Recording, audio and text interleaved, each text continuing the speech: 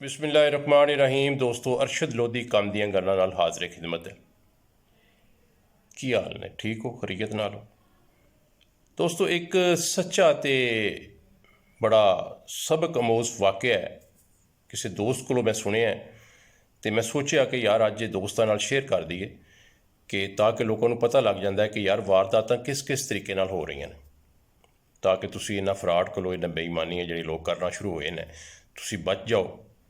तो हैरानगी भी होंदी है कि यार साडे मुल्क च की हो रहा है, किस किस तरह लोग फ्रॉड कर रहे हैं। लो फिर गल स्टार्ट करिए। दोस्तों, लाहौर तो इस्लामाबाद साढ़े एक दोस्त सन, वो गोल्ड का काम करते सन। उन्होंने मैनू गल सुनाई कि उन्होंने कहा कि साढ़े एक अजीज़ ने तो इस्लामाबाद मार्केट करन जाते सन। ये धड़ेबाजी का काम होंदा है, जिहड़े जेवरात तैयार दे के ते अगों सोना ले लैंदे ने, सुनियारियां को सप्लाई देंदे ने। ठीक है जी। वो इस्लामाबाद तो वापस आ रहे सन, जिस वेले वो जेलम के लागे पहुंचे तो रात का सफ़र हो रहा सी। रात हो गई सी, रात के कोई 11-12 का टाइम सी। तो उन्होंने देखा कि पिछों एक गड्डी जिहड़ी है उन्होंने लाइटां दे रही है, डिमर मार रही है, तो स्पीड च है। उन्हें थोड़ी साइड दे के उन्होंने जिस वेले क्रॉस करने का मौका दिता तो उन्हें बिल्कुल नज़दीक आके तो उन्होंने गड्डी नूं पिछे हिट कर दिता। पिछों उन्होंने गड्डी ते गड्डी मारी। जिसले तुसी गड्डी ते गड्डी मारोगे किसी दे, तो वो मैं होवां, तुसी होवो, जैद होए, बकर होवे, वो फौरी तौर पर जनाब उन्होंने गड्डी नूं ब्रेक मारी। गड्डी नूं ब्रेक मार के जनाब वो थल्ले उतरे, देखिया कि पिछला बंपर छप्पर जिहड़ा गड्डी दा वो टुट गया सी। जिन्होंने गड्डी नाल गड्डी मारी सी उन्होंने गड्डी का भी नुकसान होया सी, ज़ाहिर है, डेफिनेट।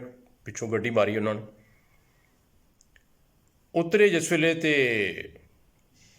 असल च उन्होंने मकसद तो पुछण दा सी कि यार तुसी मेरी गड्डी के पिछे गड्डी मार देती है, की मसला है, तुहानूं की प्रॉब्लम है? तो उन्होंने फौरी तौर पर असला कढ़ लिया, तो असले के जोर पर जनाब उन्होंने लुट लिया। उन्होंने कोल जिहड़ा जेवरात सी, सोना सी, पैसे सन, नकदी जिहड़ी सन, वो सारा कुछ उन्होंने उन्होंने कोलों लुट लिया, जिहदी मलीयत तकरीबन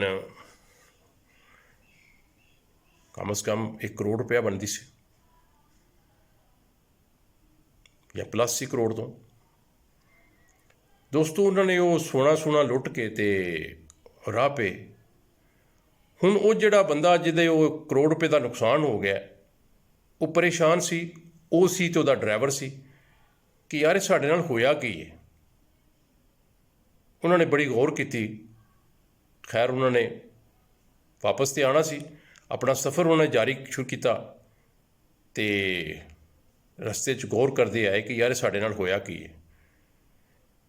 फिर उन्होंने समझ आई कि यार असल च एक्सीडेंट नहीं सीगा, ये लुटेरे सन, डाकू सन, ये साडे मगर साडी रैकिंग कर रहे सन।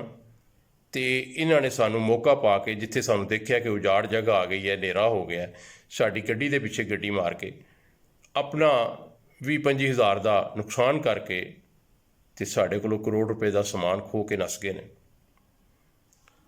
तो दोस्तों, असल च गल सुनाने का मकसद ये सी कि कभी भी तुसी किसी ऐसे सफ़र ते हो तो कोई ऐसी हरकत अगर तुहाडे नाल करे, तुहानू गड्डी के पिछे गड्डी मार देवे, उजाड़ जगह होवे, बेयाबान होवे, तो कभी भी गड्डी नूं ब्रेक मार के कभी थले ना उतरो। उहदे नाल लड़न की, झगड़न की कोशिश ना करो। उहदी नीयत की है ये कोई नहीं जानता।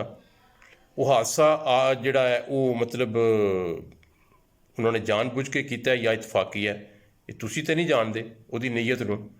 ते अल्लाह पाक सब नूं महफूज रखे। दोस्तों, गल करने का मकसद सिर्फ यही सी कि तुसी भी यानी इस गल नूं तुहाडी समझ आ जाए कि लोग किस किस तरीके नाल अजकल वारदातां करते हैं, लुटते हैं। तो अल्लाह ताला सब नूं महफूज रखे। गल पसंद आई होए तो लाइक तो शेयर कर दिओ। जिहड़े दोस्त चैनल ते नवे ने, बैल का बटन दबा के सबसक्राइब करके चैनल शामिल हो जाओ। इंशाअल्लाह ताला कल एक नवी वीडियो के नाल मुलाकात करांगे। अल्लाह हाफिज़।